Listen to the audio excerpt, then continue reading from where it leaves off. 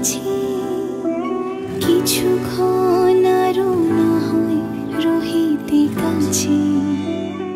মহালয়ার সকালে মায়ের স্মৃতিতে ভাসলেন ছোট পর্দার জনপ্রিয় অভিনেত্রী তন্নি লাহারায়। গঙ্গায় মায়ের তর্পণ করতে না গেলেও দিনভর মায়ের স্মৃতিতে ডুবেছিলেন তিনি। এবছর মে মাসে মাকে হারিয়ে গভীর শোকের মধ্যে দিয়ে যাচ্ছেন তন্নি। মহালয়ার সকালে মন্ত্রপাঠের বদলে স্মৃতির ভাড়ার উজাড় করে মাকে স্মরণ করছেন তিনি।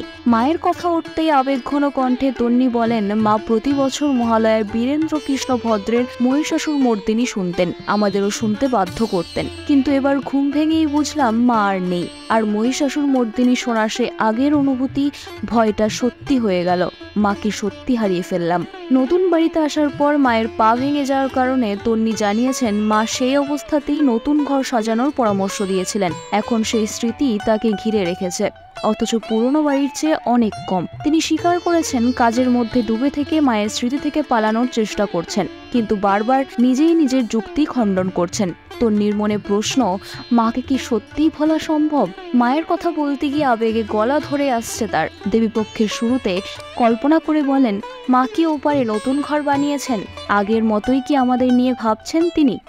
বিনোদন জগতের সব খবরাখবর সবার আগে পেতে সাবস্ক্রাইব করুন বিনোদন চিত্র ইউটিউব চ্যানেল আর পাশে থাকা বেল বাটনটি ক্লিক করতে ভুলবেন না।